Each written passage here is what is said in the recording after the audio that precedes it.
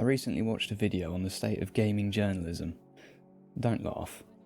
By the end you'd have been forgiven if you thought the decline of sites like Kotaku and its contemporaries was entirely down to the venture capital firms involved in those enterprises, along with executive mandates imposed from on high. Well, that is one way of looking at it, but it doesn't really sit right with me.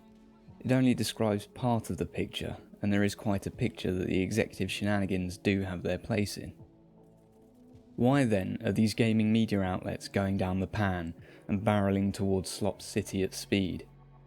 I'd have to say the aforementioned meddling surely factors in.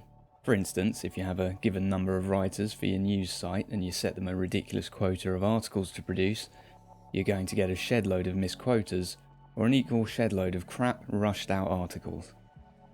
The other parts of the picture, I'd venture, are poor practices and an explosion of competition.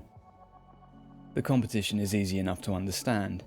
In the last 2 or 3 decades, we've gone from gaming news being available mainly through magazines, then websites, then to anyone who cares to do the research and put up a video on YouTube. Beyond that, if all you want to see is gameplay of a new release for yourself to decide on a purchase, there'll be any number of streamers to watch. Plenty of them also create dedicated videos giving their impressions and reviews of titles they play. There's not much of a monopoly on that these days. A great number of these independent creators and outlets also make use of funding methods that relieve them of the need to use kid gloves with respect to a publisher and developer's product. You don't need to worry about losing your access nearly so much if a huge amount of your revenue comes directly from your audience or unrelated sponsors. Kotaku and Co have largely ignored or been very slow to adapt to these changing conditions, but the landscape changes regardless, and new paradigms tend to mean new shapes are needed to fit. The poor practices are a different thing, but no less relevant. A deep and incestuous interplay between many of those in the well-established gaming news outlets was revealed with the hilarity of Gamergate's infamous synchronised articles and exposure of things like the Game Journo Pros group. For anyone who cared about that sort of thing, it was potentially a complete severance of trust in both outlets and specific writers, who'd clearly become used to the idea that the audience would largely accept whatever they cared to deliver. Colluding to write articles with a specific opinion, and flagrant failure to consider conflicts of interest were things they had no problem with. If you have any aspiration of being considered a reliable news source, and more pragmatically actually having an audience, that kind of behaviour doesn't fly, or at least not forever. Today we have the predictably named Gamergate 2, albeit this time it's a somewhat different flavour. It still comes down to poor practices. Antagonising your customer is the big one that I see. As a business, one of the things you simply do not do is attack, demean or enact any similar behaviour towards your customer, no matter how much you might want to. I'm sure many who have worked retail or any other customer facing role will be familiar with at least one instance of biting your tongue near in half to avoid verbally crucifying a customer who's in dire need of slapping down. That's just how it is. You provide a service and take up a responsibility. Thus, now you are, in theory, if not practice, bound to adhere to a standard which might be very high. Hence, the eruption of Gamers Are Dead articles, and any number of articles with adjacent themes in the years since, have rubbed many of the potential audiences of these sites entirely the wrong way. To put it as a scenario, if you come to my fictional gaming news shop and say, 3 articles please, and you receive one article titled Gamers Are Filth, another titled Grass is Toxic but boy do I love looking at horse genitals, and a last titled Call of Duty 69 is finally coming out and now there's no combat, you might have a point if you complain there's not much actual news here. If, despite knowing nothing about you, I also say, there you go you stupid racist bastard, when I give you those articles, it seems dubious you're likely to come back anytime soon. You also probably won't recommend me to your friends.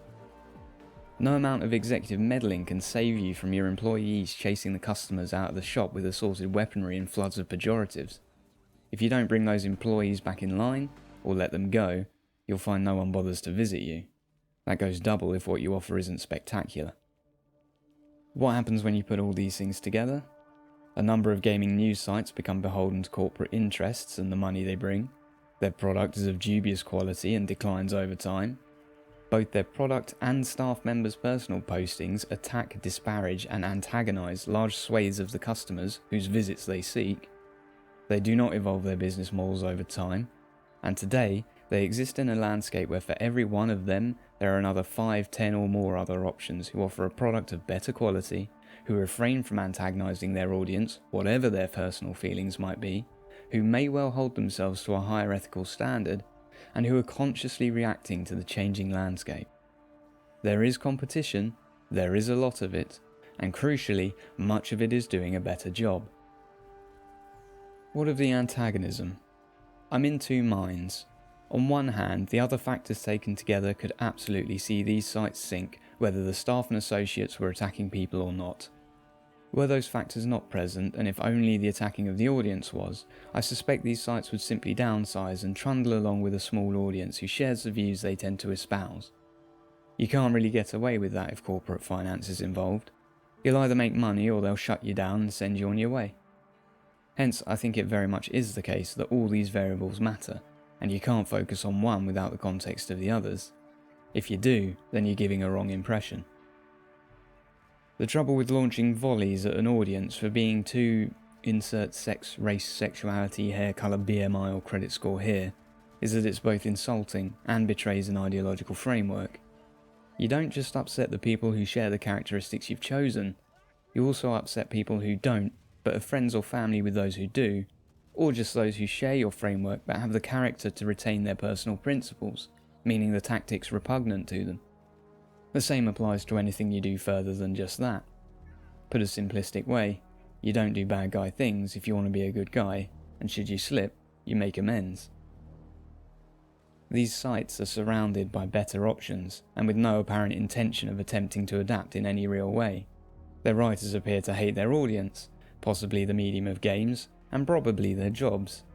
As the money men start to get irritated, it's no surprise we see the increasingly ardent squeeze on the management and staff. That is why we see the further decline and the increasing production of slop. I know many think it always has been, but throw me a bone here. Business ain't easy, and they probably didn't realise what a comparatively painless ride they were having until too late. They're certainly not the first, they will definitely not be the last, but they might not disappear. Cheers.